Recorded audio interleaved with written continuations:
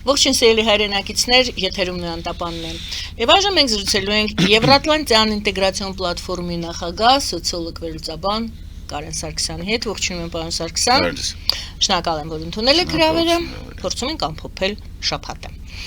Ռուսաստանի ԶԼՄ-ները լայնորեն տարածում են Նիկոլ Փաշինյանի վերջին հայտարարությունը, որը մեջ բերելով հիմա կներկայացնեմ։ Եվ նրանք, ովքեր ուզում են խաթարել հայ-ռուսական բարեկամությունն ու եղբայրությունը, ասում է Փաշինյանը, պարզապես ինոստրաննի ագենտներ են։ Այդ մարդիկ պարզապես ինոստրաննի ագենտներ են, օտարերկրյա գործակալներ են։ Սա մենք հիշենք, եւ ես այստեղ էլ ներկայացնեմ մեկ այլ փաստ, մեկ այլ նորություն, որը մենք իմացանք այս շաբաթ, Եվրամիության արտաքին գործերի նախարարները հաստատելու են Հայաստանի համար նոր առաքելություն հիբրիդային սպառնալիքների դեմ պայքարելու համար։ Ում կողմից էր այդ հիբրիդային սպառնալիքը լինելու, նրանք ընդ որում ես կարդամ, ուրեմն աջակցելու են Հայաստանի անվտանգության նախարարություններին կամ կառույցներին բացահայտել եւ հակազդել արտաքին մանիպուլյացիաներին, կիբերհարձակումներին եւ անօրինական ֆինանսական հոսքերին։ Եվ այսպես Նիկոլ Փաշինյանի հայտարարությունը ինոստրաննի ագենտների մասին։ Դե կա երկու տարբերակ, կամ կոպիտ ասած ինքը նկատի ունի ինձ կամ ինձ նման մտածող մարդկանց, ովքեր որ շատ հեռու են մտքից Ռուսաստանը մեր եղբայրական, առավել եւս բարեկամական, այսինքն ոչ մի բարի կամք Ռուսաստանից մեր նկատմամբ չկա, առավել եւս ես իրանց հետ ոչ մի եղբայրության խնդիր չունեմ։ Ու խոսքը մենակ Արցախի էթնիկ զտումը չի, խոսքը նաեւ Բուչանա, այսինքն այդ մարդիկ ցեղասպանություն են իրականացնում, իրանք ծառայում են ցեղասպանություն իրականացնող բանակում, երկրի ղեկավար ռազմական անձագործը, բացի դրանից իրանք ալկոհոլիզմով եւ անբարոյականությունով հպարտացող մարդիկ են, եթե նայեք, ու ոչ մի բարոյական հիմք չկա, ես իրանց համարեմ ինձ եղբայր։ Նիկոլա համար իրենք եղբայրներ են։ Նա ասում է հայ-ռուսական բարեկամություն։ Դե սենց ասեմ, առնվազն ստեղ պետք է զգուշ լինել, որովհետև կասկած չկա, որ ես ասենք հայ եմ, իմ համար դա այդպես չի եւ տասնյակ եթե ոչ 100 հազարավոր մարդկանց, ովքեր չեն վախում դա արտահայտեն, իրանց համար էլ դա այդպես չի, եւ միլիոններ կան, ովքեր չեն արտահայտվում, բայց այտենց են մտածում, այնց որ Նիկոլ Փաշինյանը այստեղ կանգնած է, եթե նկատի ունի կոպիտ ասած մեզ, ինքը կանգնած է Ռոբերտ Քոչարյանի, Սամվել Կարապետյանի, այսպես քիփ գրկած իրար կանգնած այն մարդկանց, ովքեր համարում են Ռուսաստանը մեր եղբայր, իրանց եղբայրներն են։ Մյուս կողմից ենթադրում եմ, որ սա ինքը ինչպես միշտ չի հետևում իր խոսքերին եւ չի մտածում ինչ ասում կամ մտածում ասելուց հետո ենթադրում եմ, որ ինքը նկատի է ունեցել հենց ռուսամետ քաղաքական ուժերը ստեղ,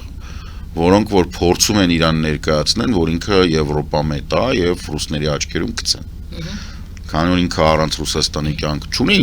այդ իր հերթին բան է։ Եթե այդ բանի մեջ ենք, այդ տրամաբանության մեջ ենք դիտարկում,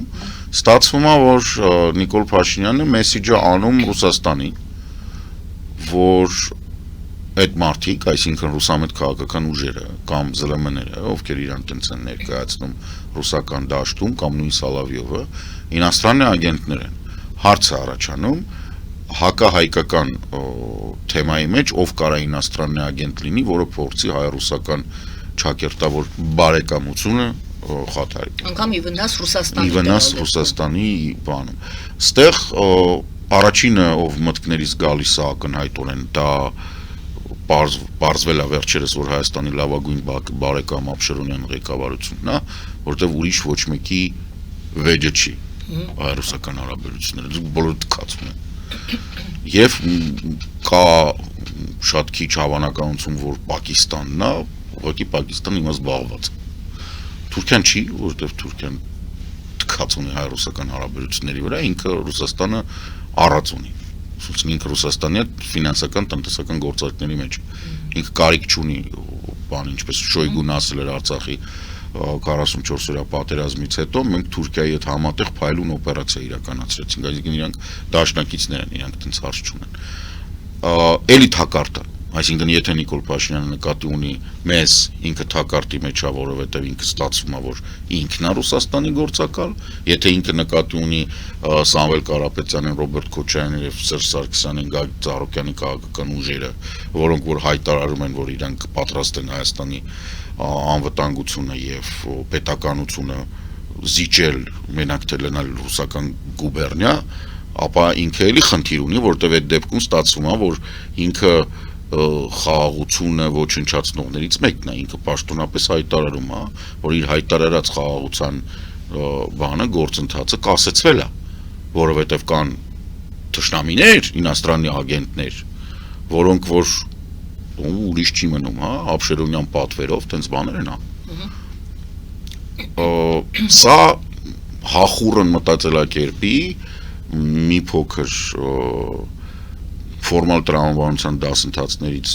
փախած, չմասնակցած այդ դասընթացների, դասական Նիկոլ Փաշինյանն է, որը թերթի խմբագիրն է, որը սովոր է, որ իրենց ոչ մեկ հաճոտ չի ուզում իր ասացի համար։ Բանը ասեցել է։ Պարոն Սարգսյան, այստեղ ես հիշեցրեցի, որ Եվրամիությունն է գալիս օգնելու մեզ հիբրիդային սպառնալիքների դեմ պայքարելու համար։ Ում կողմից էին այդ հիբրիդային պատերազմը դա Ռուսաստանից է ակնհայտորեն։ Հայաստանը ինչու էր դիմել, այսինքն Հայաստանը ում նկատի ուներ, որ իրականում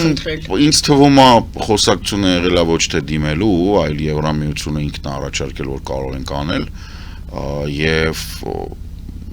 Նիկոլենք օգտվել են այդ հնարավորությունից։ Կարող է նույնիսկ իրանք էլ են խնդրել, որտեվ իրանք ակնհայտ է չպետք է կորցնեն իշխանությունը։ Իրանք ես բազմից նկարագրել եմ, թե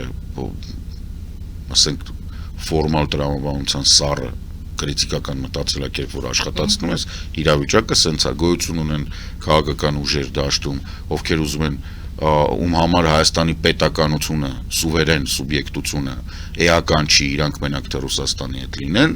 գոյություն ունեն ուժեր, որոնք օրինակ Նիկոլ Փաշինյանն է, որը ուզում է սուբյեկտությունը պահպանի, սուվերենությունը այդքան չէ, բայց սուբյեկտությունը պահպանի, որտեղ իրեն հարմար է, որ ինքը գնում է Եվրոպա, բան իրան ծափ են տալի, ինքը տնդ ժամանակ առ ժամանակ իրան բան թավշյա հեղափոխական է ներկայացնում, այս երկու ուժերը իրականում նույնն են, իրանք ուղղակի նույն քաղաքական մտքի տարբեր կողմեր են, մեդալի եթե նենք տարբեր կողմեր են։ Եվրամիության քայլը հիմնված է Մոլդովայում տեղի ունեցած փորձի մշակման, վերլուծության եւ Մոլդովայի փորձը հետագայում կիրառելու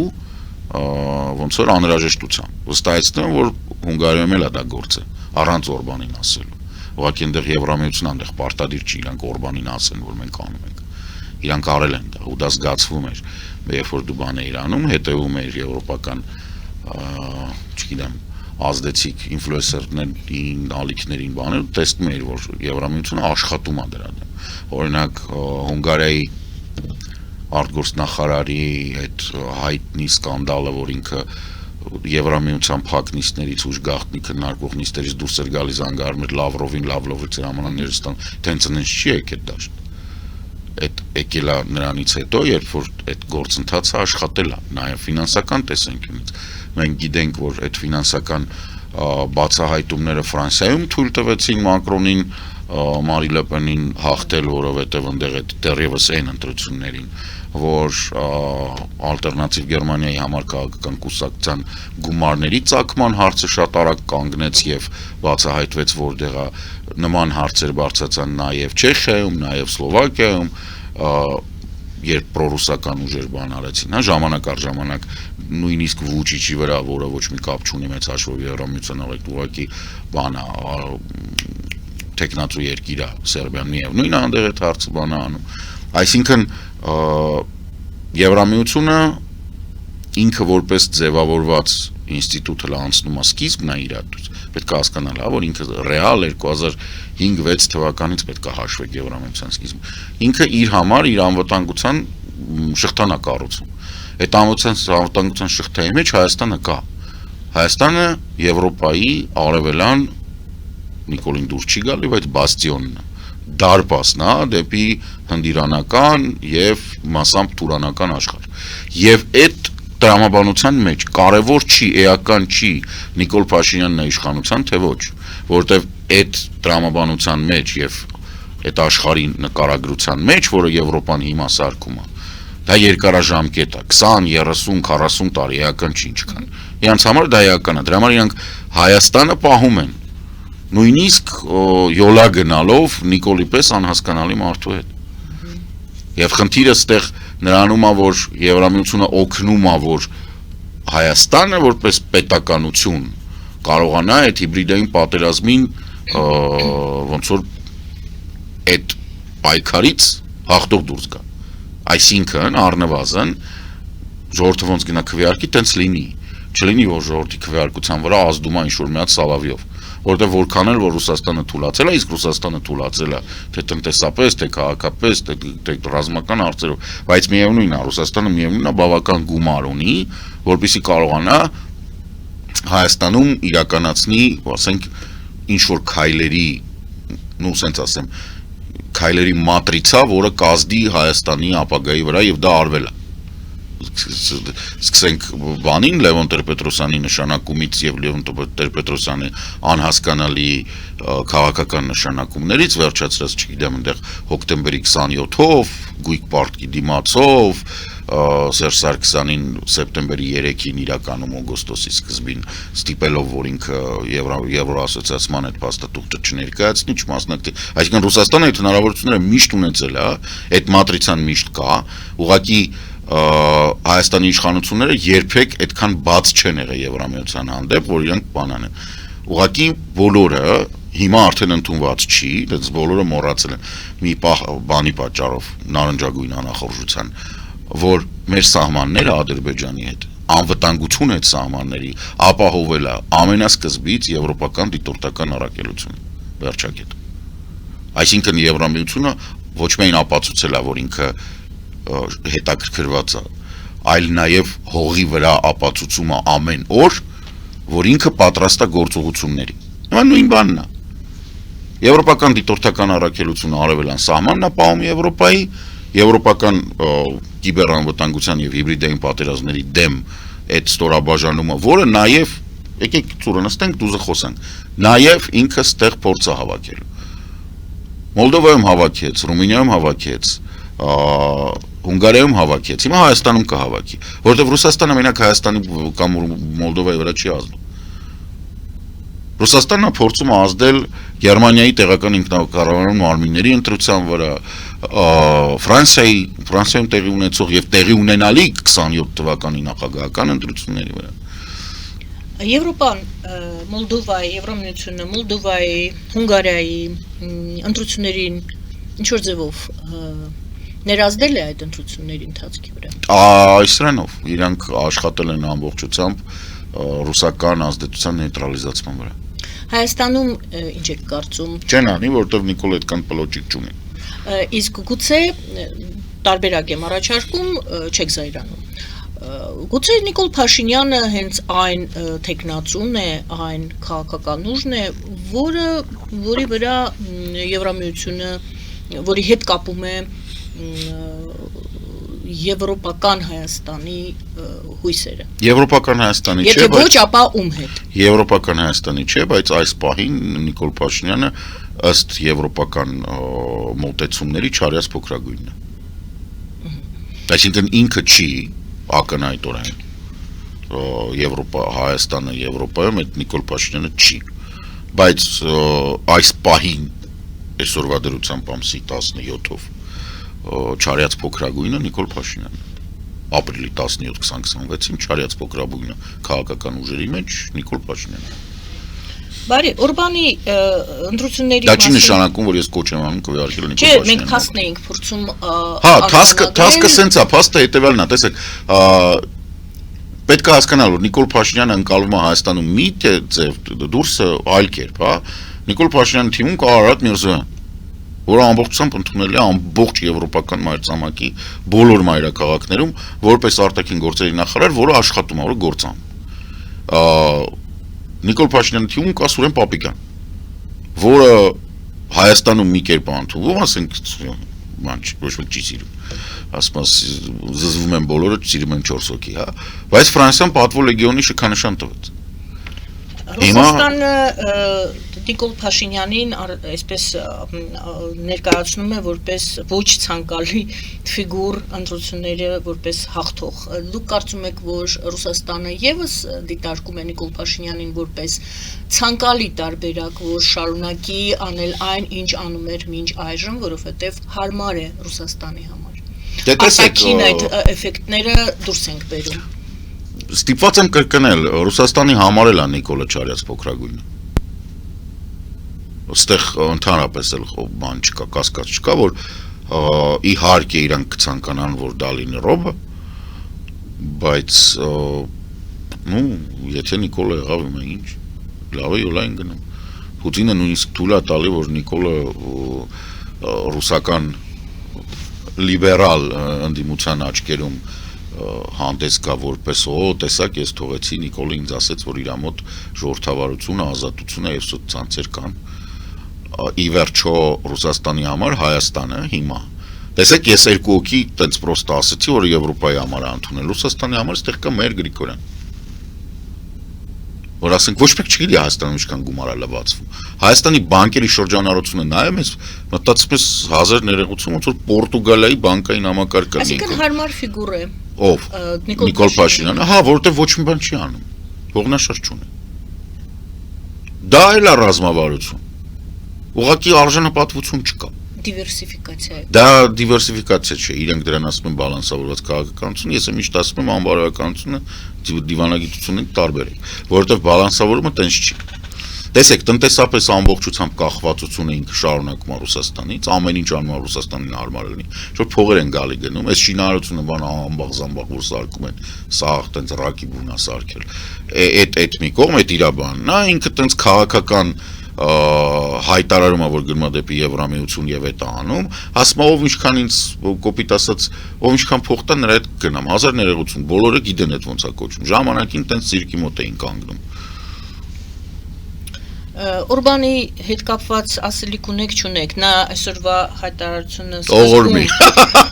ասեց սկզբում շատ ցավոտ էր իր ուրեմն չէ վերընտրվելը հիմա ասում է դատարկություն է անում հետաքրքիր է կարելի է Օրբանի էրոտիկ ֆանտազիաները թողենք մի կողմ հիմա այդպես ասեց հա սկզբից որ ցավում է հետո դատարկությունն է դա շատ վատ բան է ասում բայց լավ թողենք այդ բաներին Դեպշտեյնի կղզու պատմությունն է Օրբանը 16 տարվա մեջ եկավ այն մտքին որ ինքը կարա ամեն ինչ եւ Ստեղ ամենահետաքրքիրը հունգարական հասարակության պատասխանն էր այդ իր ամեն ինչին։ Այնպես չի որ ինքը վատ էր Հունգարիայի վիճակը, տնտեսապես, սոցիալապես Հունգարիան շատ լավ վիճակում է իր արևանների համեմատությամբ։ Ուղղակի ինչ որ մի պահ ինքը սկսեց մարդկանց թելադրել, թե իրանք ոնց մտածեն։ Ամենաշատը կատաղացրել է դիրքորոշումը Ռուսաստանի հետ, որովհետև այդ բանը այդ հենց այդ բացահայտումները ներքին կային խնդիրներ, որովհետև սա ԶԼՄ-ները ինքը Իրանով արեց բաներ, բայց ինչ որ մի կերպ կարողանում էր տակից դուրս գալ։ Հունգարացիք սկսեցին հասկանալ, որ իրանք ստիգմատիզացված են եւ Եվրոպայում իրանք նայում են որպես ռուսինոքար, այդ իրանք վիրավորեց հասարակ հունգարացիներին։ Եվ այդ պահը Օրբանը բաց թողեց, այդ բաց թողման պատճառով դա վերացվեց նրան, որ Իրան աջակցեց Տրամպը, որը եվրոպացիների համար ահավոր է, Տրամպը, որը հարձակվեց կաթոլիկ եկեղեցու վրա, իսկ հունգարացիները փախած կաթոլիկներ են, որպեսզի հասկանաք, իրանք իհարկե ասում են, որ թուրքական Թուրանի մաս են, դա քաղաքական որոշումը հիմնականում Ալիևի գումարներից բան արած է, պայմանավորված Ալիևի գումարներով, բայց իրականում երբ նայում եք էթնիկ ծագումը կաթոլիկ սրբերի,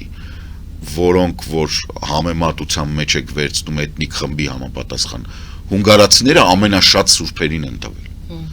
Այսինքն կաթոլիկ այդ բանի մեջ հունգարացի սուրբերը ամենաբարձր տոկոսն են կազմում։ Հիմա այս մի կողմ, սա գնաց այդ Թուրանը մի կողմ, Ռուսաստանը մի կողմ, Ուկրաինայի պատերազմը բոլորը տեսնում են, որ իր նկարագրածը, որ հեսա Ուկրաինան կպատրեն մեջտեղից։ Դա էլ է քաղաքական հայտարարությունների պարտությունների մասին է խոսում։ Դե ինքը ասեց Ուկրաինան, եթե Ուկրաինան պարտվեր 22 կամ 23 թվականին, ինքը կմնար մի 15 տարով էլ։ Բայց բոլոր այդ թվում Հունգարիայում տեսան, որ դա տենց չի մի տեսակ։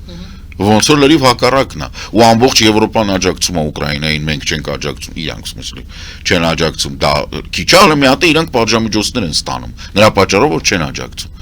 Հետո սա գնաց բերեց Տրամպին։ Հետո եկավ Վենսը, որը ասեց, որ Հունգարիայի ժողովուրդը, Հունգարիայի մարդիկ Տրամպին ավելի շատ են սիրում, քան Օրբանին։ Ընտրություններից 4 օր առաջ։ Այդ մի քիչ բան է, էլի, տենց այդ հիմար մեծամտությունը ամերիկյան օկլախոմաների բանի տրեյլերների պարկում մեծացած անգրագետ դեբիլների, որ տիպը իրանց թվում է, որ Ամերիկան աշխարհի ցիցն է, չէ, ցիցը չի։ Հունգարացիք ցույց տվեցին, որ չէ, եղբայր, որովհետև դուք տեսեք, այնց չի, որ Օրբանը պարտվեց։ Օրբանը ջախջախվեց։ Ինքը պարտվեց միանգամից սահմանադրական մեծամասնություն տալով եւ այն որ իր ամոց սկզբից ցավում էր հիմա դատարկ է այդ նրանից է որ ինքը այլևս շանս չունի եւ ինքը այդ այսպես կոչված նեոկոնների նոր կոնսերվատորների գաղափարախոսությունը իր պատճառով մեռավ եւ ինչն է ամենակարևորը իր հետ նույնիսկ Ջորջա Մելոնին որևէ կերպ չէր ուզում ասոցիացվել որը իրականում եվրոպական աչերի առաջնորդն է հա ինքը բանն է այդ Եվրոպայի աչ բաներից Դե Ուկրաինա ներողություն Մոլդովային էլ էր հետևում Հայաստանը Հունգարիային էլ էր հետևում Հայաստանը ինչ որ զուգահեռ հետևություն թե դրանք առանձին Չէ կան անշուշտ կան Եվրոպան ուղղակի իհարկե Մոլդովան շատ ավելի կարևոր է Եվրամիության համար հիմա քան Հայաստանը այս ընտրությունների շրջանակներում որովհետև նախ եւ առաջ Մոլդովայում նախ ինքը մոնոէթնիկ չի եւ ռուսական ազդեցությունը ահռելի մեծ է եւ այնտեղ կա մերձ Դնեստրան այդ ռազմական բազան որը Հայաստանից գալիորեն մեծ եւ ինքը Օդեսային շատ մոտիկ եւ եթե Մոլդովան ասում ռուսական ազդեցության տակ դա նշանակում որ կարող է Մոլդովայից հարձակում լինի Օդեսան վերցնել այսինքն ինքը պատերազմի տեսանկյունից շատ ավելի կարեւոր է գեոռազմավարական այո բայց նույնիսկ գեոռազմավարական բայց հենց ռազմական տեսանկյունից այական այսինքն ինքը պլացդարմ է ինչ վերաբերվում է դե Ռումինիայում արդեն հաղթանակից հետո հիմա ակտիվորեն իդեպ քննարկվում է որ կարող է Մոլդովան Ռումինիայի հետ այդ միավորման հարցը լուծի եւ այդ պատրվակով նաեւ Եվրամիության անդամակցության հարցը լուծվի Մոլդովայի մի քայլ առաջ ինչ վերաբերվում է Հունգարիային Հունգարիայում կոնկրետ պատերազմ էր ոչ այդքան Ռուսաստանի այլ գլոբալ հակաեվրոպական նախագծի, որի առաջնորդը երևասող առաջնորդը նարնջագույն անախորժությունն է, հիմնական ֆինանսավորողը դա սիոնիստներն են Ամերիկայի եւ Իսրայելի Իսրայելին դա պետք է որպեսզի ինքը կարողանա անեքսիայի ենթարկի Իրան անհրաժեշտ տարածքները Լիբանանում եւ Պաղեստինում, եթե նկատում եք օրինակ Լիբանանի անեքսիայի դեմ հիմնականում առաջնորդը Մակրոնն է, առաջատարը Մակրոնն է, որ պայքարում է դա չլինի։ Գազայում ասենք բանը այդ ամբողջ հարցը եկավ միջազգային դաշտ ընկավ ոնց որ կասեցրեցին ես ասում ունեք Իտալիան ինձ համար անսպասելի Մելոնին կասեցրեց բոլոր կապերը Իսրայելի հետ այդ թվում ռազմավարական եւ այս տապալումը իսրայելական հակաեվրոպական պրոյեկտի որի հիմքում ընկած էր իրանց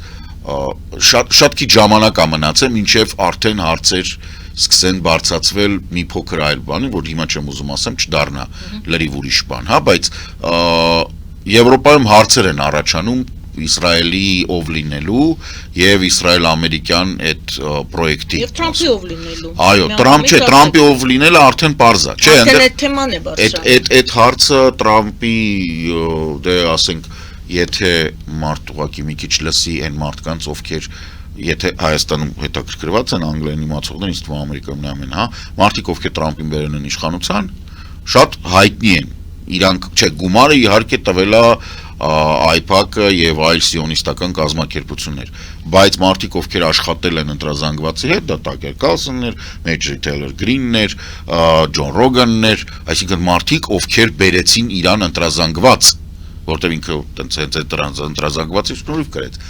Հիմա այդ մարդիկ ասում են օգտագործելով 25-րդ ամենդմենտը ձերբակալեց եւ պաշտոնանկ արեք իրան։ Այսինքն մենք ունենք այդ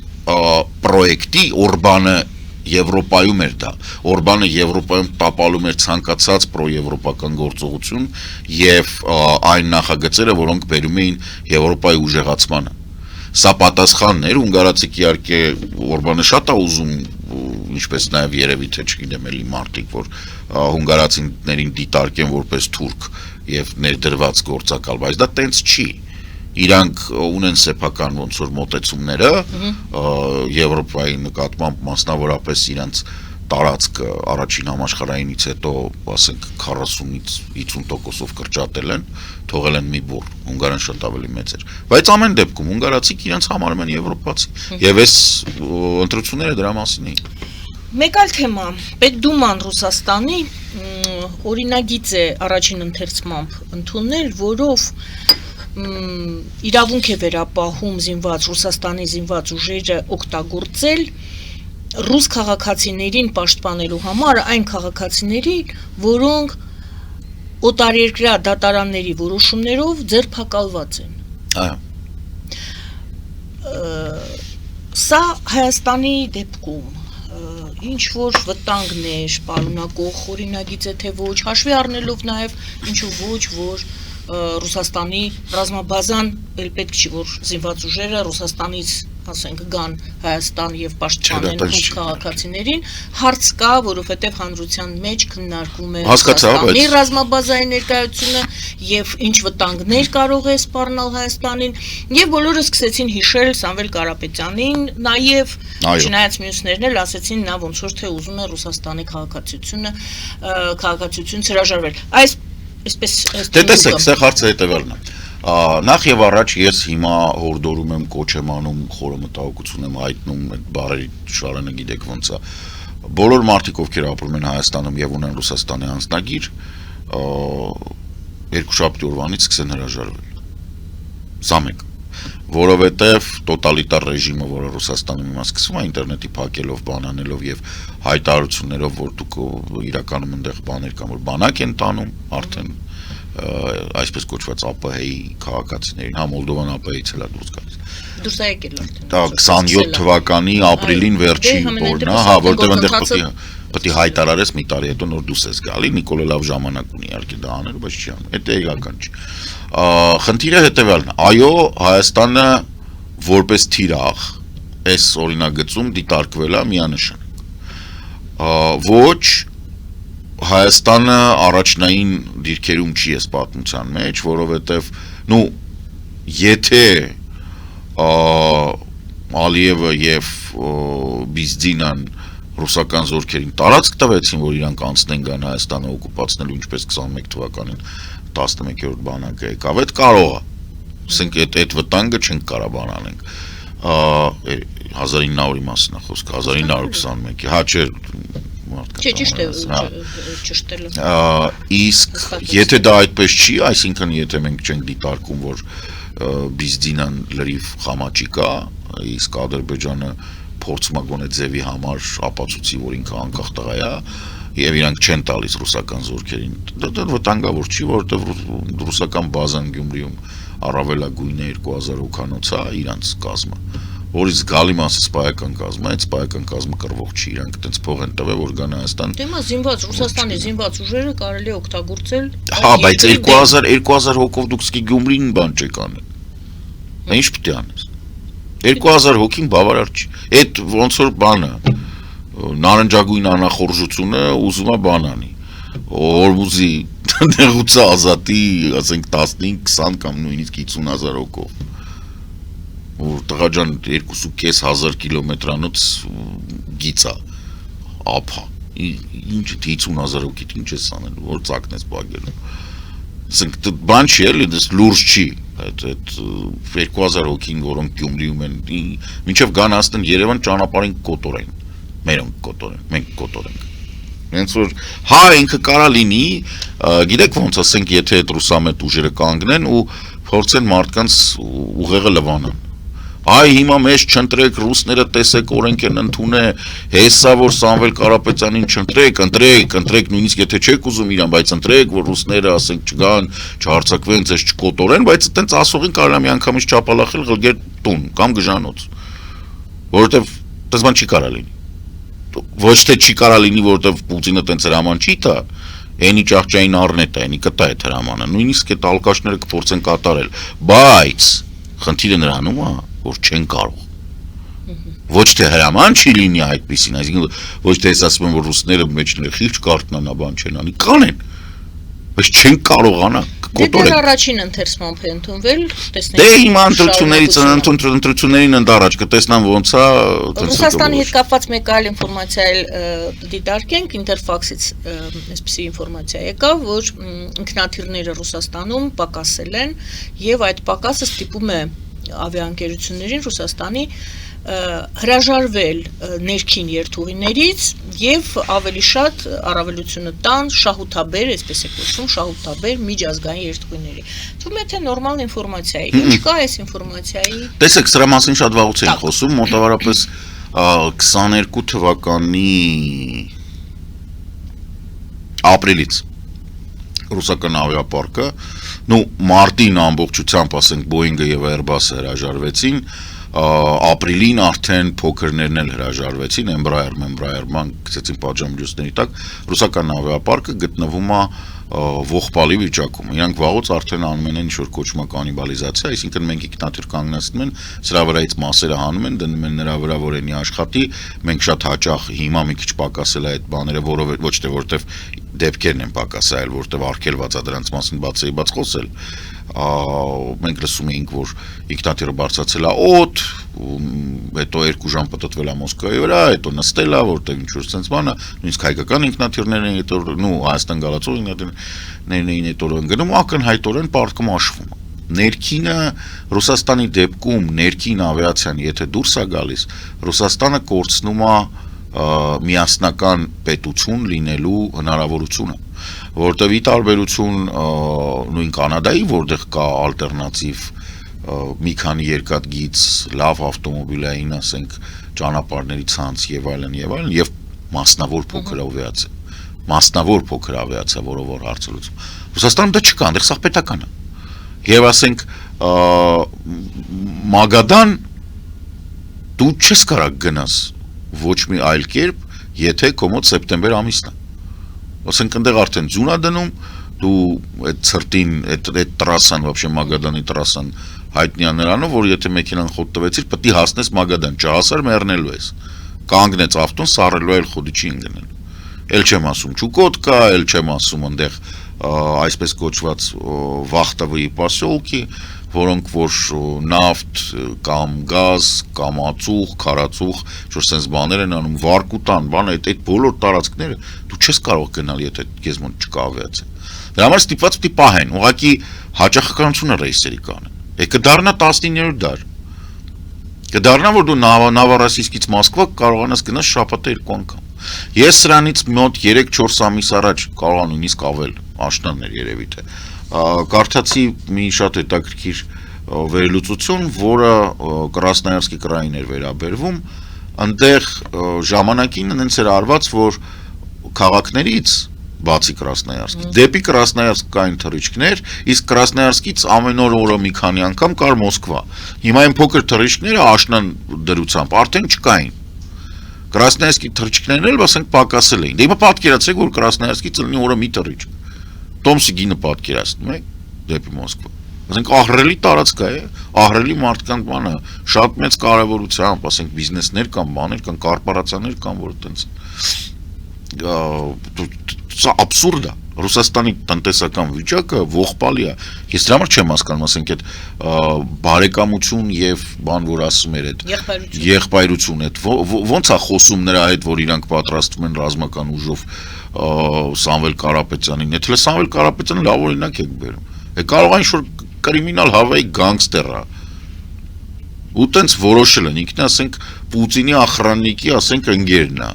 Մեկ է որոշում են, որ պետք է ազատեն, հա ինչ ես անել։ Չէ, դե օրինակ Ադրբեջանի հետ դեռևս չեն կարողանում ոչ մի կերպ բանակցությունների արդյունքում իրենց Ռուսաստանի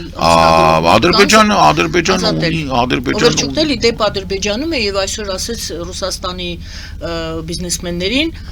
մեզ ասում էր Հայաստանից ոնց որ թե նրանք սկսել են վախենալ, երբ որ դուք Եվրամիություն եք նայում, իսկ Ադրբեջանից այսօր ասուլիս էր տալիս, ասում էր Ադրբեջանի հետ սերտ համագործակցեք։ Դե երկուսն էլ տոտալիտար երկրներ են, նորմալ է, այնտեղ պետք է պայմանավորվել նախագահի աշխատակազմի հետ։ Ամեն դեպքում ստեղ հարցը պետք է դիտարկել մի քանի շերտերով։ Ռուսաստանին անհրաժեշտ է լուրջ անհրաժեշտ է տարածք, որով ինքը կարողանա փող աշխատել, ինչ որ քեշ բերի իրան։ Հայաստանին անհրաժեշտ է, որ Ռուսաստան չլինի մեր մոտ, այն քանակությամբ, այն ծավալով, որը կա։ Ադրբեջանին անհրաժեշտ է բալանսը պահել Թուրքիայի, Իսրայելի միջև։ Այսինքն իրան Ռուսաստանը խիստ անհրաժեշտ է որպես անվտանգության մաս։ Մեր համար Ռուսաստանը վտանգ է, Ադրբեջանի համար բանա, կոմպոնենտ անվտանգ է։ Դրա համար Ադրբեջանը, ասենք, Եվրամիությունում տեղ չունի եւ չի կարող ունենա ոչ մի դեպքում։ Այդ որտեղ ինքը абսուրդ երկիր է։ Դրա համար է Բիզդինա Իվանիշվիլիի հետ խնդրեմը Եվրամիության։ Որտեղ Բիզդինան ուզում է Ռուսաստանի հետ համագործակցի։ Ինչ որ ձևով, էական չի։ Չէ, գիտենք ինչու, որովհետև պարզվեց, որ լեգենդը որը ստեղծված էր վրացական գինիների շուրջ, որ իրանք ուզում էին բանանել, բացառապես Յոսկա Ջուգաշվիլիի համար էր սարքած։ Այսինքն Ստալինն էր, Բերյան էր, դրա համար ասում էին վրացական գինիները լավն են, բայց վրացական գինիները, ասենք, 2-3 հատ գինի կա քաղցր են, որոնք իրոք լավն են, բայց նրանք ծավալ չունեն, չես կարալ Եվրոպան բանանես, բուտիկային։ Մնացածը ժողովուրդ խաղողը աճում է վատ հողի վրա, այդ հենց այնց չի։ Առանձնահատկություններ կան։ Սևա հողի վրա, խոնավ հողի վրա լավ խաղող չի աճում։ Այդ բան չի էլի, ասենք, դրա համար օրինակ միրգը հայկական տասնապատիկ ավելի ամով։ Հա, կարտոֆիլը իրանց լավն է, կանաչին։ Բայց ասենք կան բաներ, որոնց համար այս հողն է պետք։ Գովազդի ենք դուրս գալիս, դրանից առաջ թեմաները այսպես ասդարարեմ, Թրամփը ասել է, որ Իրանի հետ պատերազմը ավարտվել է։ Թե ինչ է ասել Մոսադի ղեկավարը, մենք իմանանք գովազդից հետո։ Տեսեք ինչ ձևով ասդարարեցի։ Գովազդը եթերում սիրելի բարեկամներ, մնացեք մեզ հետ։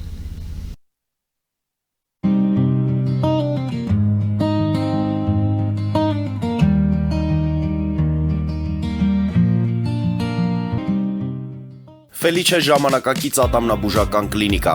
Այստեղ հարմարավետությունն ու խնամքն առաջնային են։ Այստեղ կիրառվում են ատամնաբուժական ամենաժամանակակից տեխնոլոգիաներ, ճշգրիտ ախտորոշում, արդյունավետ բուժում, նուրբ փորձառություն եւ անհատական մոտեցում։ Սկսած սովորական մանրուքներից մինչև առաջադեմ ընթացակարգեր, այստեղ դուք գտնվում եք բարձր որակավորում ունեցող եւ փորձառու ատամնաբուժական մասնագետների ձեռքերում։ Մեր բարեկամական եւ հյուրընկալ անձնակազմն այստեղ է յուրաքանչյուր այցը հաճելի դարձնելու համար։ Ֆելիչե, ձեր առողջ եւ ամենաերջանիկ շպիտը սկսվում է այստեղից։ Եկեք եւ բացահայտեք նորարարության, փորձագիտության եւ կարեկցանքի կատարյալ համադրությունը։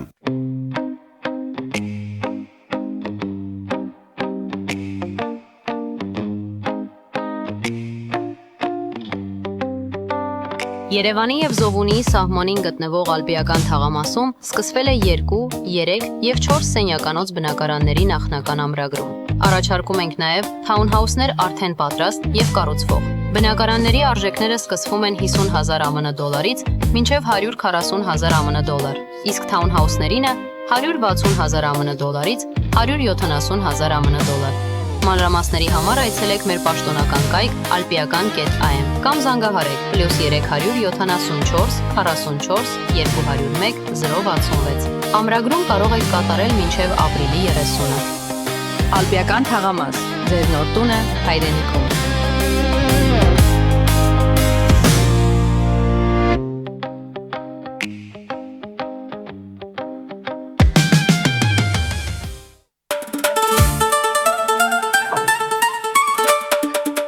Երևանն եք ուղարկում։ Օթանավով։ Երևանն են ուղարկում։ Ստեղ ուղարկում են, Երևանում ստանում են $1.99 սենսացիա, սենս։ Այ սենսացիան հեսա։ Ծրիա։ Իսկ ավտոմեքենաները կարող եք ուղարկել անհավատալի ցածր արժեքներով։ Նավով վճարում եք 1 արկղի համար 2 արկղել անվճար։ Ասեք, Աշոտ դա ուղարկել։ Jackpot հագուստի խանութը երկրորդ մասնաճյուղն է բացել Գլենդելի սրտում, որտեղ կարող եք ձեռք բերել եվրոպական եւ ամերիկյան ընտիր հագուստեղեն, կոշկեղեն, աքսեսուարներ, պայուսակներ ամենահարմար արժեքներով։ Նաեւ կարող եք ցանկացած ապրանք պատվիրել եւ ձեռք բերել կարճ ժամանակում։ Jackpot-ի Գլենդելի հասցեն է 1135 North Pacific Avenue, հեռախոս 818 813 2252։ Jackpot հագուստի լավագույն կենտրոնը Գլենդելում։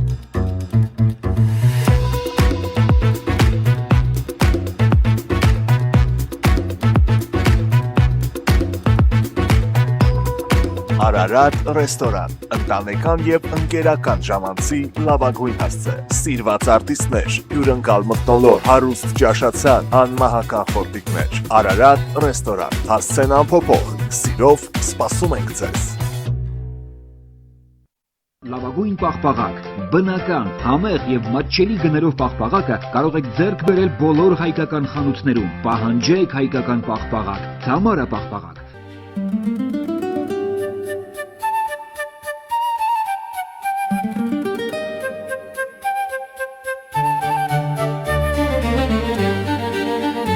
Նոյան տապան տպարան,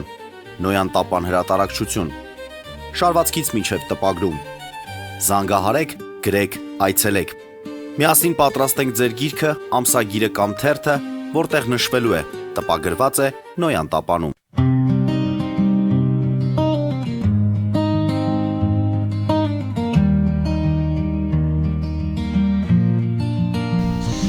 Սիրելի բարեկամներ, հիշեցնեմ, որ զրուցում ենք պարոն Կարեն Սարգսյանի հետ, սոցիոլոգ Բելուծաբան, եւ այսպես Թրամփը ի պատասխան լրագրողի հարցին պատասխանում է Իրանի հետ պատերազմն ավարտվել է։ Մոսադի ղեկավարը ասում է Իրանի դեմ առաքելությունը ավարտված չէ, այն ամբողջական կլինի, երբ մեր նպատակը, մենք ասենք մեր նպատակին այն է ռեժիմի փոփոխությունը։ Եվ Էրդողանն էլ այսպես կողքից հիշեցնում է, որ ամեն անգամ, երբ խաղաղության նույնիսկ փոքրագույն հնարավորություն կա, Իսրայելը փորձում է տապալել այն, դիվերսիաներ կատարել, եւ սա առաջին անգամը չէ։ Այո, տարօրինակ է իհարկե ինձ համար, բայց ստիպված եմ շուտ Համաձայն։ В общем, բացասական բան չեմ գտնում ստեղ Էրդողանին ասելու, որով ճշմարտությունն է, բացարձակ ճշմարտություն ասում։ Ու սա ինքնազգացողություն չի, ոչ էլ դա ենթադրություն է, դա փաստ է, փաստ, որը իսրայելական մամուլում եւ իսրայելական եթերներում ռազմական հանցագործ բելարուսական արմատներով կրիմինալ հեղինակություն Բենյա Միլիկովսկին ինքը բանն է, Բենյա Միլիկովսկի Նետանյախուն դա իր պապայի ածականն է եղել։ Այսինքն ինչպես մեր մոտ քրեական հեղինակությունները ունեն բաներ, ածականներ, տենց իրանց ինքը Բիբի Նետանյախու դա իր ածականն է։ Ինքը вообще Բենյա Միլիկովսկին է։ Այս մարդը պաշտոնապես եթերներում ասում է, մեզ ձեռ չի տալի, դրա համար մենք ամեն ինչ անելու ենք, որ չլինի խաղաղ։ Որովհետև այս պարագայում ինքը չի կարողանում ապահովի իր երկրի անվտանգությունը պարզա։ Իսրայելը դարձել է client state։ Ինքը ոչինչ չի արտադրում, ոչինչ չի կարող արտադրի, ինքը չի կարող արտահանի, ինքը ստացել է լրիվ այն, որ բլոկավորում Եվրոպայի կողմից, Եվրամիությունը դադարեցրել է հարաբերությունները, Եվրամիությունը դիտարկել է, ես չեմ հիշում, քվեարկել են արդեն թե չէ, բայց դրված է, որ հատուկ տնտեսական համագործակցության ռեժիմը Իսրայելի հետ պիտի ոչնչանա, Իտալիան Մելոնին հայտարարել է, որ այլևս այսուհետ եւ ոչ մի դեպքում, բացի դրանից պարզա Ֆրանսիան է, որը վաղուց արդեն ասում է, որ սա երկու պետության լուծումը իրականում միակ լուծումն է, որ Իսրայելը պիտի ունենա։ Ես գիտեմ, որ ժամանակ առ ժամանակ այս հարցը բարձրանում է տարբեր մակարդակների վրա եւ հարցեր են առաջանում նաեւ մեզ մոտ, հիմնական բանը դուրս ընդունված է, բայց Իսրայելը իրավունք ունի պաշտպանվելու, ոչ Իսրայելը իրավունք ունի պաշտպանվելու 1947 թվականին հայտարարված եւ 48 թվականին իրավական ուժ ստացած սահմանների ներքո։ 1948 թվականի սահմաններից դուրս գտնվող յուրաքանչյուր իսրայելացի զինված անձ, որը իսրայելցի է, ինքը հանցագործ է, ինքը ռազմական հանցագործ է, ինքը պետք է գնդակահարվի, եթե իրան բռնում են եւ գտնում են, որովհետեւ զենքով որ մեկը եկավ մտավ տունս, ես չեմ հարցնելու իսկ դու իրան իրավունք ունես, թե չէ, կամ քո հեքիաթներում, տափաստաններում, որ դուք ձեր մատրից ծծել գրել եք, հնարել եք, այդ հեքիաթներում ինչա գրված, թե ձեր եսին որ Աստվածը ձեզ որոշել է, որ դուք պետք է ապրեք, չընկեր, դու вообще չես ապրելու, այդ հեքիաթներով կարաս գնաս ինչ ուզում ես անես, այս թեման փագա։ Էրդողանի համար կրիտիկական է, որովհետև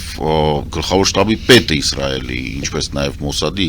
հիշատակված Աստված տա 15 վայրկյանի կյանք ունեն այսօր, իրանք պաշտոնապես հայտարարում են, որ հաջորդը Թուրքիան է։ Դե Ֆիդանը ասեց, Իրանից հետո Իսրայելը կարող է Թուրքիայի նոր թշնամի հայտարարել։ Ինձ թվում է Եվ Ֆիդանը ինչու է կարծում, որ դա ճիշտ է։ Ֆիդանը նախ եւ առաջ չենք մոռանում, որ Ֆիդանը բական բան ունի, մութ անցյալ ունի, ինքը եղել է իրանց միտի ղեկավար, այսինքն հետախուզության տնօրենն է եղել եւ ակնհայտորեն դա սա առաջի բանը չի, բազմիցս Էրդողանը հայտարարել է, որ Երուսաղեմը դա Օսմանյան կայսրության ժառանգությունն է եւ ինքը իրավունք ունի նաեւ բանի Հալեպը վերցնելուց հետո էլ հայտարարեցին, որ հաջորդը Դամասկոսն է եւ Երուսաղեմը Ասադին որ լարեցին Երուսաղեմն է, ընդ որում Ալ-Շարայի, այսինքն այդ բանի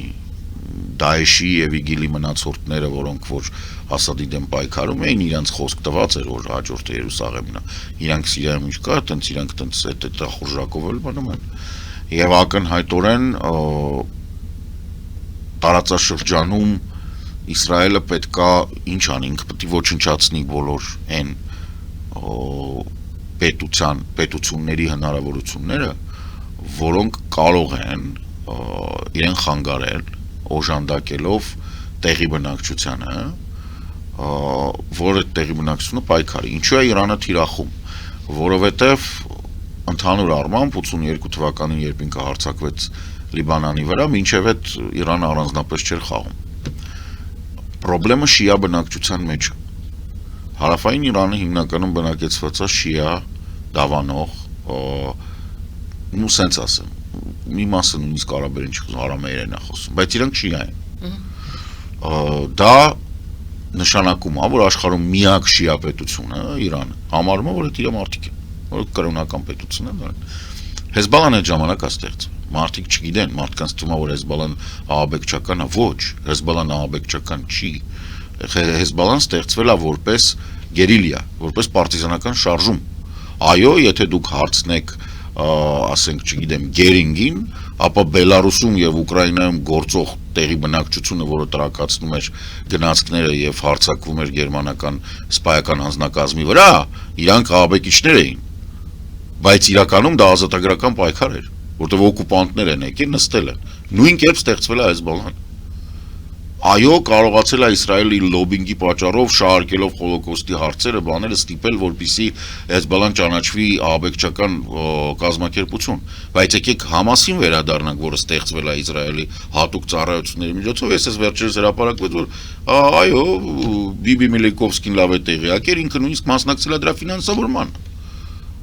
Երբ որ պետք էր, որ Համասը պայքարի Ֆաթհի դեմ, այսինքն Յասեր Արաֆատի կազմակերպության լավ է ֆինանսավորել են։ Ընդ որում միանվագ չէր այդ ֆինանսավորումը։ Չէ, միանվագ չէր, երկարաժամկետ ֆինանսավորումա գնաց։ Այսինքն Իսրայելը նենց չի, որ մաքուր այս պատմության մեջ, եւ Թուրքիան առաջինը գիտի, Թուրքիայի հետ են շատ դեպքերում պայմանավորվել։ 50-ական թվականներին է բաներ եղել, որ երկրորդ ջարդն ու տնտեսական բանն է եղել ունեցվածքը վերցրել են հայերի եւ հույների Թուրքիայի տարածքում այն ժամանակ Բեն-Գուրիոնի հետ իրար բերան էին թքում ինյունյուն Թուրքիայի նախագահան այսինքն այնտեղ բան չի նենց չի որ գիտեք ինչ կա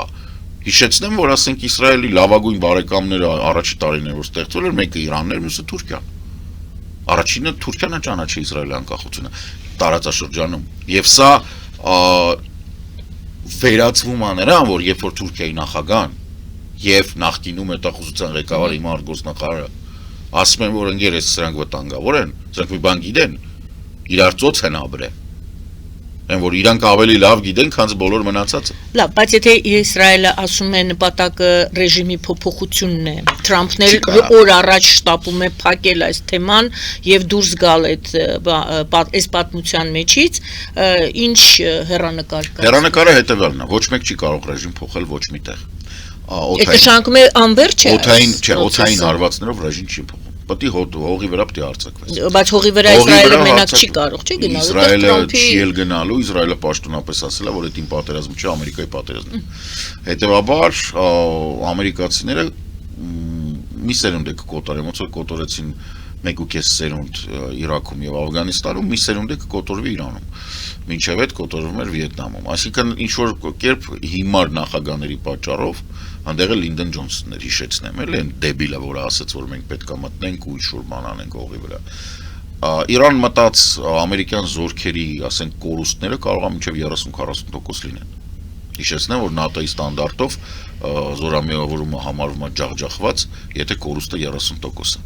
Այսինքն սա կբերի ֆանտաստիկ պարտության։ Հիմա արդեն մենք ունենք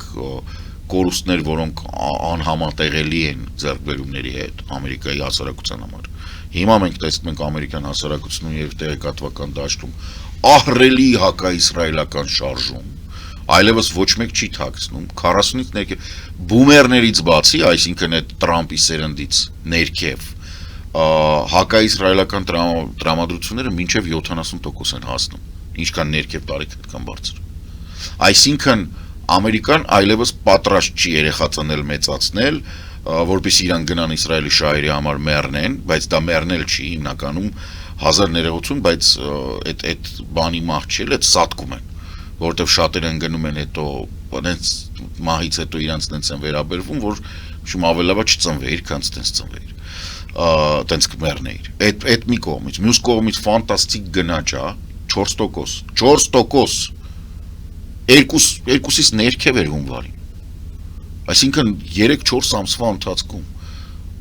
նավթի գինը միջինը 2 էր, որոշ տեղեր 1.90, 1.80, հիմա մեկ ասում եմ 4.5, մարդիկ գրում են ասում են կարջան 7 է, ինչ ես խոսում,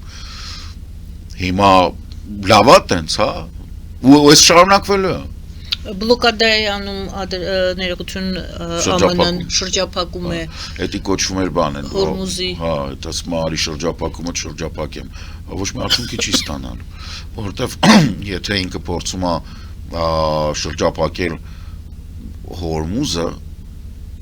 Օմանի ծոցում եւ չի գալիս կանգնում քիփ իրանական ափերին, իսկ ինքը չի գալիս, որովհետև ոչ մի ամերիկացի ադմիրալ այնքան հիմար չի, որ իր նավաստիներին ուղարկի մահի, որտեվ Իրանը ասում է կմորթ է։ Ու Իրանին պետք չի ունենալ նա, այն որ Տրամպը էշշ դուրս է տալի, իրանք օթուժ չունեն, էշ չունեն, այն չունեն, եղբայր Իրանի օթուժը բաղկացած է եղել դեռևս շահի ժամանակ գնված թոմքետներով F-14-ներից, F-4-երով, ասենք ֆանտոմներով լրացված եղել, մի քանի հատ MiG-29-ն են վերցրել Իրաքյան պատերազմից հետո 2093-ին ու 2002-3-ին Իրաքից թռան տարան ընդեղ շիա օտաչուները տարան ընդեղ, Ռուսաստանից մի քանի հատ էլ ասենք կարող է Su-35-ը վերցրել, всё էլ չունի այդ մարդը, դու այդ որ վերացրել ես, այդ ոչ բան չես արել, էդի չկար ի սկզբանե ուղղակի ասենք ինչ-որ բան է, պարադներին տասնելու բան է, նավատորմ կներեք, բայց ասենք ինչքան պետք է չիմանաս պատմություն ու չունենաս քարտեզ, որ չհասկանաս, որ պարսկական կայսրությունները հեքի Ռուսից սկսած, նավատորմը իրանց համար միշտ եղել է բան, երկրորդական ինչ-որ սզբան, իրանք միշտ վարձակալել են, եթե հիշում եք այդ Սալամինի պատմությունը, բանը, այդ իրանց նավատորմը չի եղել, իրանք ասենք Փյունիշիայի քաղաքներին են բան արել, Եգիպտոսին են արել են։ Եվ ինչ, եւ всё բրծավ։ Չի կարա անի։ Չի կարա, Kepler կա, Միլովը շատ հաճախ դրա վրա հղում է անում։ Ընդհանրապես խորհուրդ եմ տալի, եթե ուզում եք Ռուսաստանի տնտեսության մասին տեղեկություն ունենալ, Վլադիմիր Միլովի ալիքը գովազ չի, ուղղակի տեղեկատվական հասկանանք տենց բանով, ինքը YouTube-ում շաբաթական բաներ է անում իր ալիքով եւ բանով։ տալիս է վերլուծություն ինչա կատարում։ Այ իր մոտ, քանի որ ինքը նավթի գազի ոլորտի մասնագետ է, իր մոտ եմ առաջ անգամ, հետո հետևում եմ։ Kepler կայք կա, որով կարող եք տեսնել, թե ինչքան իրականում ինչքանով է Տրամպին հաջողվել փակել, շրջափակում, որովհետև Իրանը առաջին օրվանից, երրորդ իրականում որ փակել է, այն որ Տրամպը արդեն հաղթել էր, Առաջի անգամ։ Հա, առաջի անգամ որ հաղթել էր, առաջի օրն էր հələ հաղթել մի քանի ժամ հետո, որ ոչ մի բան չկա, вообще Իրանը չկա, Իրանը ղեկավարություն չունի, բայց մենք բանակցում ենք, որ սաղին սպանել ես ում էս բանակցում, բայց թողենք նարնջագույն անախորժությունը հասկանանք, որ բանը։ Հորմուզը միշտ բաց է եղել բոլոր այն երկրների համար, ովքեր ագրեսիա չեն իրականացրել Իրանի Իսլամական Հանրապետության կամ Լիբանանի նկատմամբ եւ կամ բոլոր այն երկրների համար փակ է եղել, ովքեր ակնհայտորեն պաշտպանել են Իսրայելի դիրքորոշումը, այսինքն ասել են, որ Իսրայելը կարա Գազայում եւ Լիբանանում անի էթնիկ զտում եւ ցեղասպանություն։ Այդքան բան, ասենք բոլոր մնացածի համար ինքը բաց է, զանգում ես, ոչ մի խնդրեմ չկա, զանգում ես, ասում ես եղբայր, անցնեմ, ասում է 2 միլիոն։ 2 միլիոնը որն է, մի տակառից $1 Հիմնականում այդ մեծ բաները, տանկերները 2 միլիոն բարել նավթ են տանում, դրա համար է ստացվում 2 միլիոն։ 2 միլիոն տալիս ես, որը թանկ չի, որովհետև մեկ տակառը $110 է, հիշեցնեմ, մինչև Տրամպի այս հիմարությունները 36 էր 40 էր լինում, ասենք 46-45-ի կողմերն էր։ Հիմա դարել է 110։ 110-ը որ կարամ տանեմ ծախեմ $1, ինչա չտամ ամեն տակառ։ Թրամփը ամենայն դեպս չի բացառել, որ ԱՄՆ-Իրան բանակցություններ են լինելու Թրամփը չի կարող բացառել։ Իրանը բոլոր Թրամփի հայտարարությունները հերքում է, ճիշտ ասած։ Չէ, Թրամփը չի կարող չհայտարարել, որովհետև Իրան արդեն չեն հասկանում ներսում։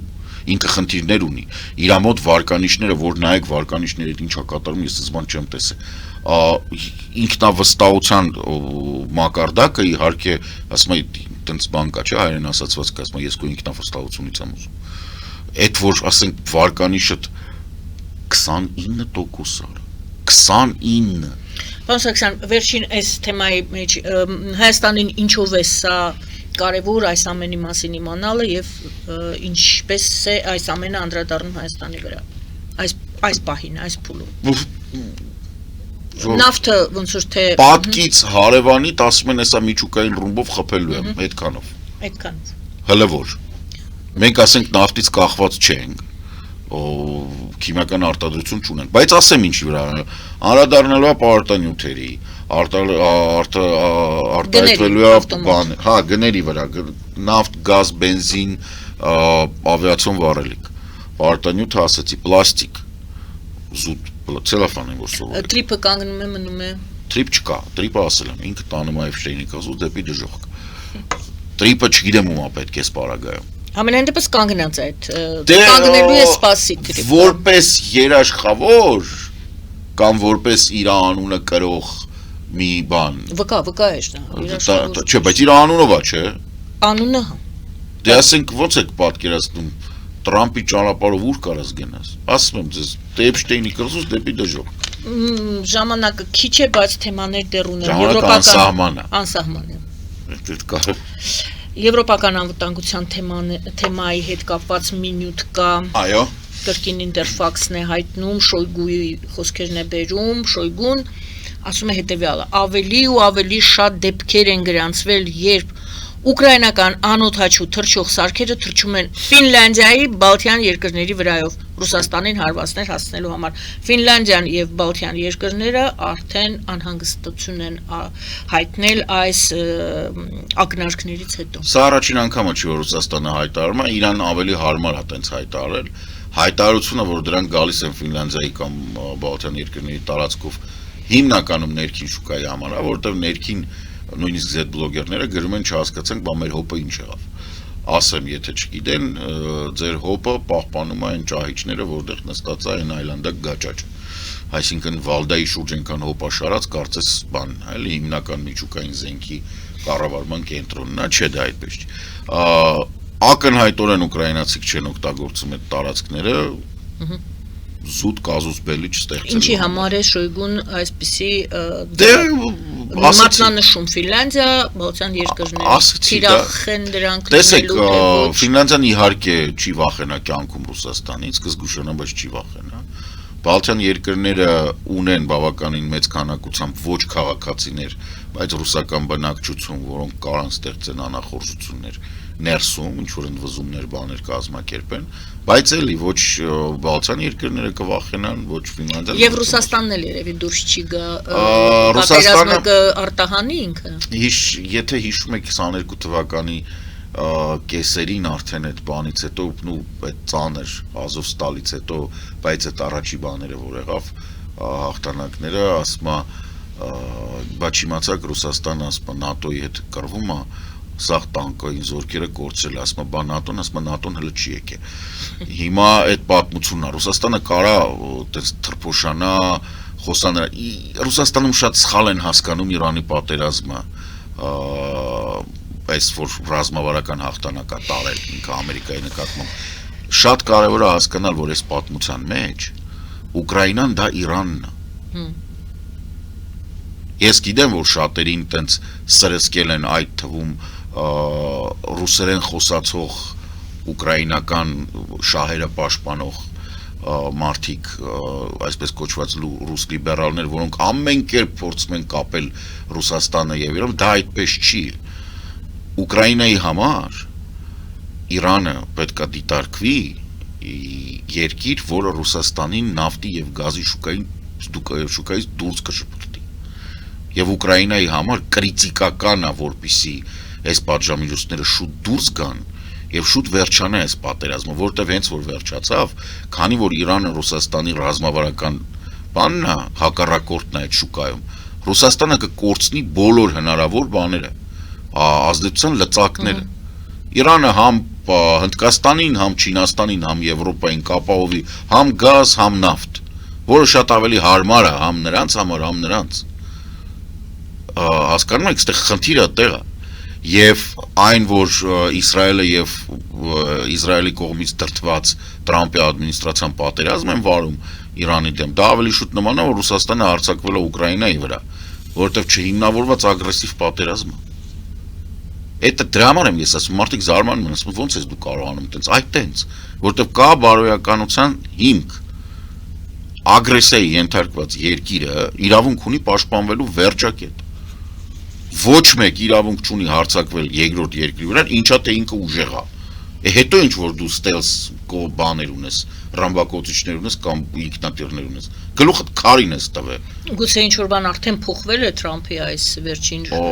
Ինձ թվում է խորացել է հոգեկան հիվանդությունը իրա, որտեվ դրա մասին բոլորը։ Դա Թրամփի մասին եք խոսում, բայց գուցե ուրիշները որոշել են, որ եթե Թրամփին կարելի է, մեզ էլ է կարելի, ինչու ոչ։ Կարան լինի, ես ասեմ Հայաստանի համար դա շատ վտանգավոր է։ Ինչպես էին հրճակել, ուժն է որոշում իրավունքը։ Հա, դա Հայաստանի համար դա շատ վտանգավոր է։ Դա ամբողջ աշխարհի համար է վտանգավոր։ Հիմա կոպիտ ասած, բանը Չինաստանը կարա հարձակվի Թայվանի վրա։ Բոլորի վրա։ Հա, Թուրքիան կարա հարձակվի Հայաստանի վրա, Թուրքիան, Ադրբեջանը, Թուրքիան, ասենք ՆԱՏՕ-ի անդամ է, ինքը չի կարա տենց ուղիղ հարձակվի։ Դե գործիք ունի Թուրքիան։ Հա, բայց գործիք ունի, հա։ Հա, ասենք Թուրքիան կարա պրոքսիներով, ասենք Հյուսեյն Կիպրոսով հարձակվի, Կիպրոսը ամբողջությամբ գրավի։ Հետո կարա անի, անում է, հետո ուստեղ ամենախնդալուն է չի։ Ամենախնդալուն է նա, որ ասենք դե Եվրոպան է կարա ասի, դե եղբայր ինչ գործ ունեմ ես հիմա ընկնեմ թաթախվեմ Ուկրաինայի համար։ Ուկրաինան կսրբենք տանեն։ Բայց թաթախվում եմ։ Հա, թաթախվում է, որովհետև կա բարոյականության սկզբունք։ Հետևողականորեն։ Հենց այդ է, որ ինձ համար այդ հարցը միշտ պետք է բանի։ Մարդկանց մոտ, մեր քաղաքական գործիչների մոտ կրիտիկական է, որ դա պետք է աշխատի։ Ես ամենասկզբից ասում, դուք չեք կարող Ռուսաստանի հետ բարեկամ լինել։ Իրանք ցեղասպանություն են իրականացրել։ Աշխարհում ոչ մեկ իրավունք չունի ասելու, որ ինքը Իսրայելին պաշտպանում է։ Գազայից հետո են, որ ասում եմ, լավ մնացածը չգիտեք, գազան աչքներիդ առաջ է տեսնում։ Իսրայելը ասում է, ես պաշտպանվում եմ, ես իրավունք ունեմ պաշտպանվելու։ Նորից չպտտվենք, մենք խոսեցինք այդ մասին, դուք ասեցիք։ Հռոմի Պապ Լևոն 14-րդ ես չեմ վախենում Թրամփի վարչակազմից։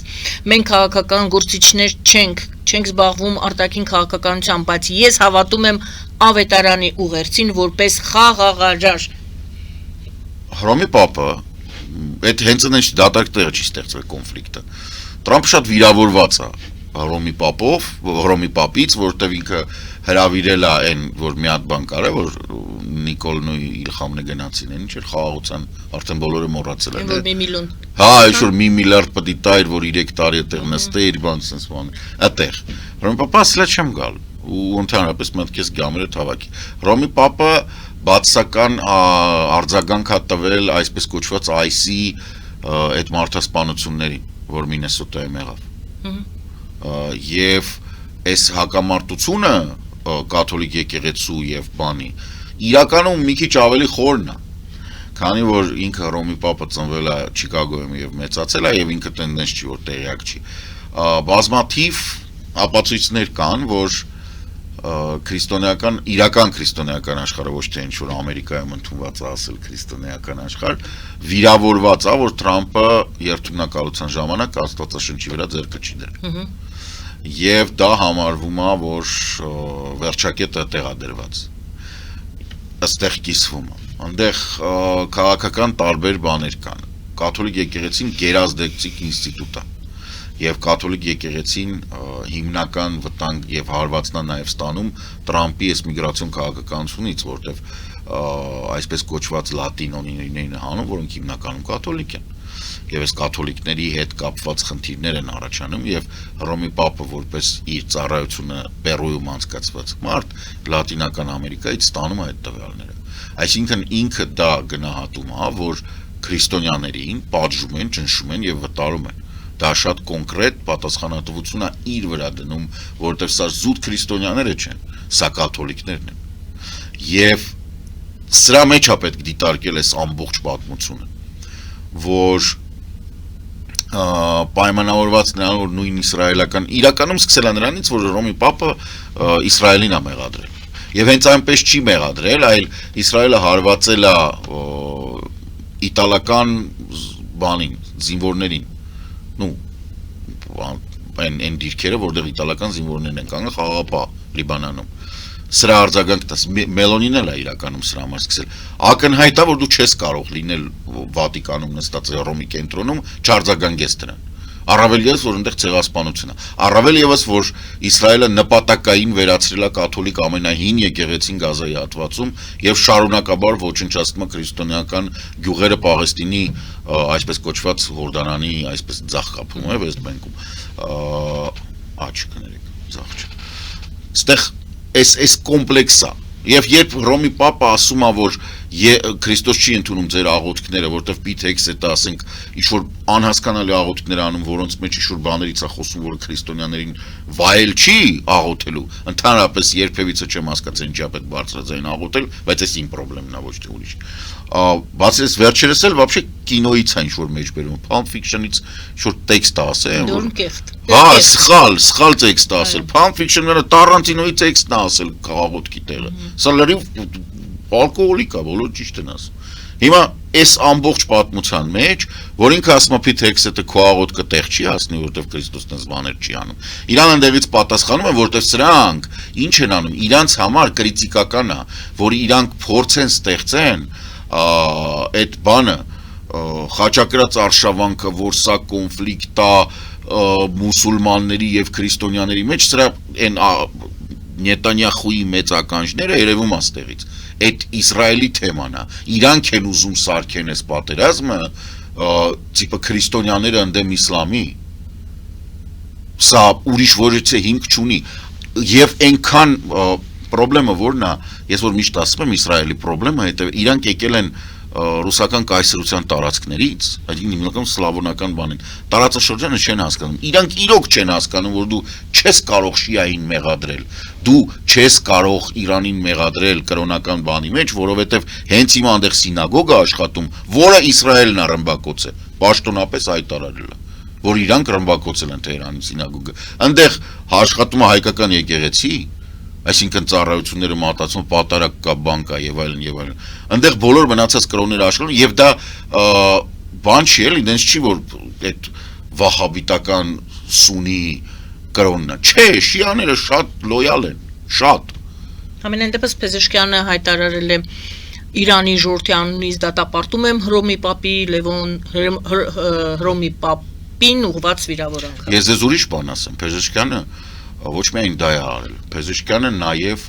շատ մեծ ու ծանր մեծ տեքստ կշռով ու ուժեղ ապտակ հասցրեց Տրամպին եւ Տրամպը հրապարակեց իր պատկերը Իրան Հիսուսի պատկերով, որ Էփշտեյնին տիպը կյանքի էր հետ բերում։ Այդ вообще ֆանտաստիկ էր։ Այստեղ ոչ մեկ դրան ուշադրություն չի դարձրել։ Չէ, ոնց։ Փեզեշկյանը տենց ինչ-որ տեքստը ես կարդացի, հələ ես կարդա ամերիկացիք բա ոնց մեկնաբանեցի։ Այսինքն այստեղ հարցը գալի կանգնում է, որ պատերազմը ցավոք սրտի կամ ի ուրախություն կարող է, որովհետև դա տենց էլ պետք է լինի, Ռագնարոկն է, էլի, որ ասում սաղս գնում ենք Վալխալա։ Ինքը արդեն կրոնի մասին չի, պետությունների մասին չի,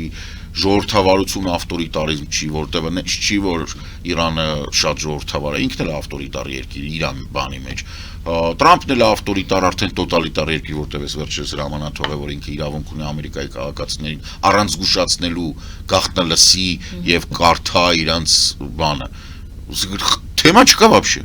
Սա էլ է տոտալիտար, ու սա ավտորիտար, սա ավտորիտար, Ռուսաստանն է դեպի տոտալիտար գնում, այսինքն ամբողջ աշխարհին ինչ-որ sense պատերազմ չէ, բայց արդեն պատերազմը դրա շուրջ չի, պատերազմը նենց տպավորություն բարոյականության շուրջ է։ Այդ այն որ ասում է ճշտի կռիվ է գնում, էտա։ Դու չես կարող, դու իրավունք չունես ուրիշի հողին, ընտանիքին, կյանքին սպառնալու, եթե դա ընդունված է, որ այդ Իրանն է, եւ հակառակը։ Ճշտի կռիվը երևի ձեր ասած ճշտի կռիվը չի սկսել, որտեվ Թրամփը ճշտի կռիվ չի վարում։ Թրամփը չի էլ կարա, այս ամբողջից հետո գուցե ճշտի թեման բարձրանա։ Չէ, ճշտի կռիվը հիմա տանում է Իրանը։ Իրանը ճիշտ է, ճշտի կռիվը։ Ուկրաինան է ճիշտ, Իրանն է ճիշտ։ Հասկանում եք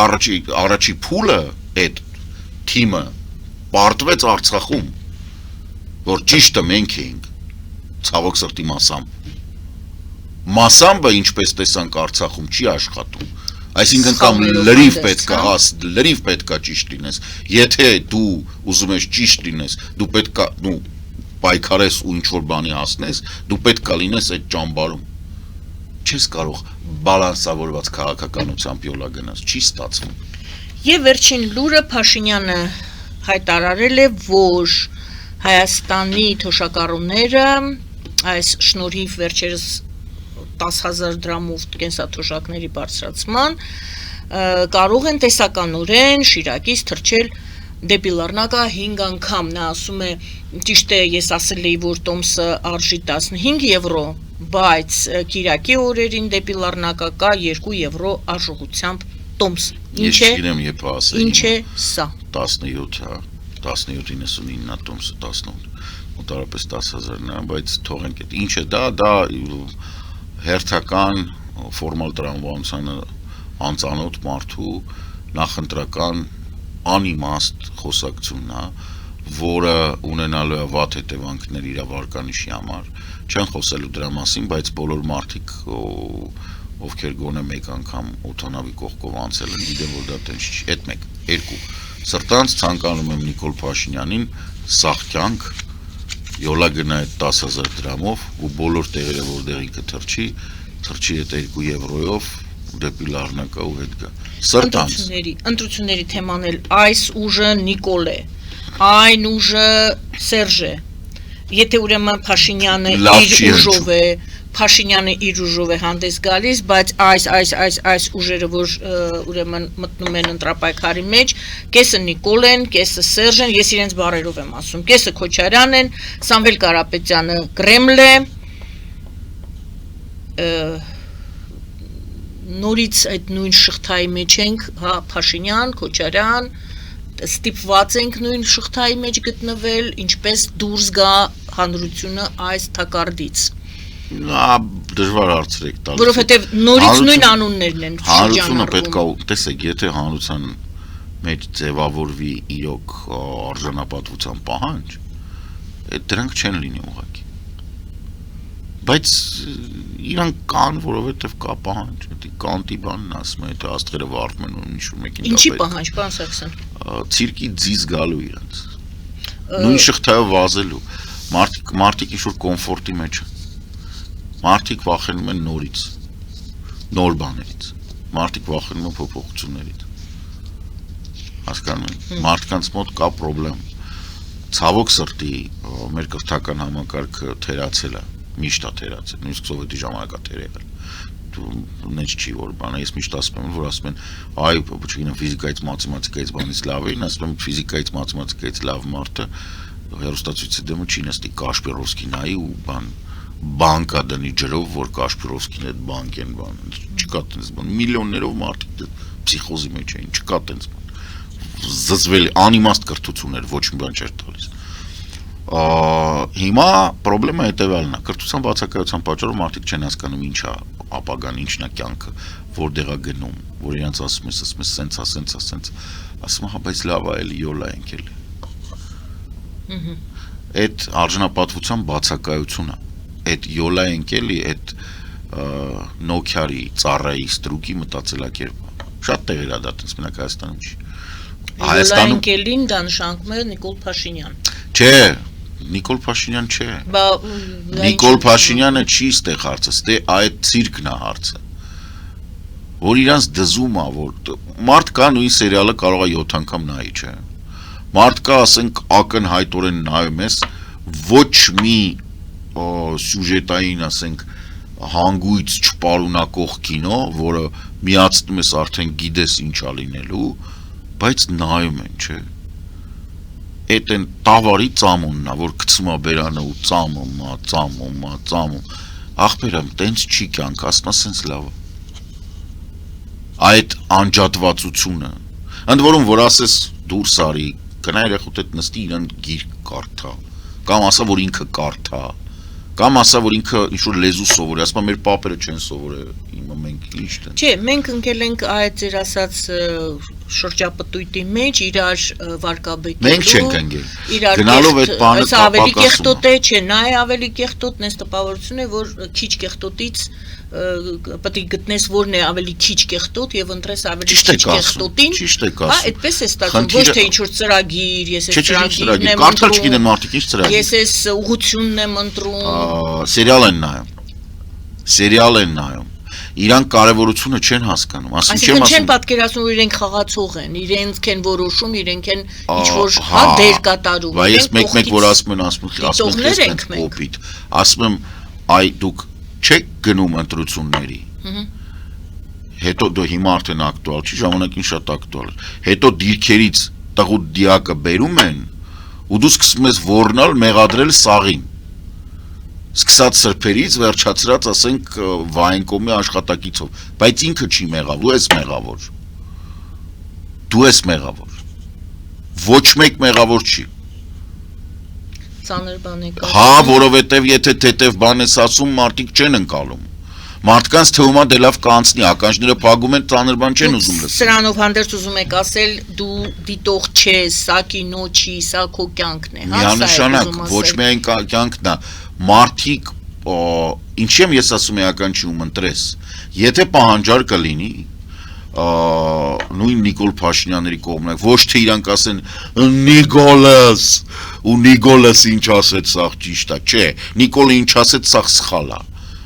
Նիկոլ, կարող ես ընտրվես, եվրոպացիք քեզ ընդունում են, արի քեզ բան եմ ասում, ուրեմն սենց կանես, չէ, կողենք քացուտակ կլարենք, եղավ, ու այդ պտի լինի պահանջ իր ընտրողների, դա չպտի լինի, որ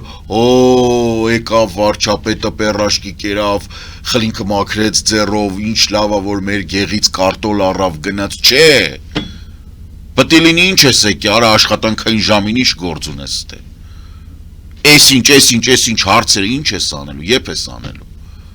ջինի ինդեքսը ինչքան է ես երկրում, այդ ոնց է ալնում, որ ասենք չգիտեմ, հարևան երկրներում ավելի լավ են ապրում, կանց մենք կամ ավելի վատ ենք ապրում, բան, ինչն է հարցը, խի այս հարցը չի լուծվում, բան ես խոսք տվեխի չես արել, չպետք է թողես ինքը խոսա, չպետք է թողես, որ ինքը ասի, մանկապարտեզ եմ անում, ինձ սիրեք, մանկապարտեզը դու պարտավոր ես սարքես, արա, այդ քո պատասխանատվությունն է, այդ քո գործառույթն է, իա, ոնց որ գնաս խանութի աշխատող ասի, տես գործի եմ եկի, ասա ապրես, բարև ձեզ, լավ է որ եկել ես, հիմա սպասարկի, այսինքն մտածելակերպը մարդկանց, այդտեղ է պրոբլեմատիկ, որ իրանք համարում են, որ կարևոր մարդ եկավ Երևանից, չէ, մարդ եկա, որ քո հաշվին աշխատավարձ է ստանում, հələ մի հատ էլ քո հաշվին գնում ֆրֆռում է, հիմա էլ գործի տեղ է եկել է քո մոտ։ Այդ դուք մարզի ապրողի տեսակետից եք ասում, մենք ունենք նաև Երևան։ Երևան, ասենք,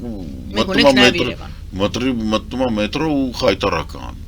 Իրանն էլ, մետրոն էլ։ Եվրատլանտյան ինտեգրացիոն պլատֆորմի Ես նախագահ եմ։ դուք եք։ Չվախեք։ Սոցիոլոգ վերլուծաբան Կարեն Սարգսյանն էր մեր զրուցակիցը այսօր։ Շնորհակալություն, պարոն Սարգսյան։ Շնորհակալություն, սիրելի հայրենակիցներ։ Զրուցվարում էի ես Գայանե Առաքելյանս։ Բարին ձեզ։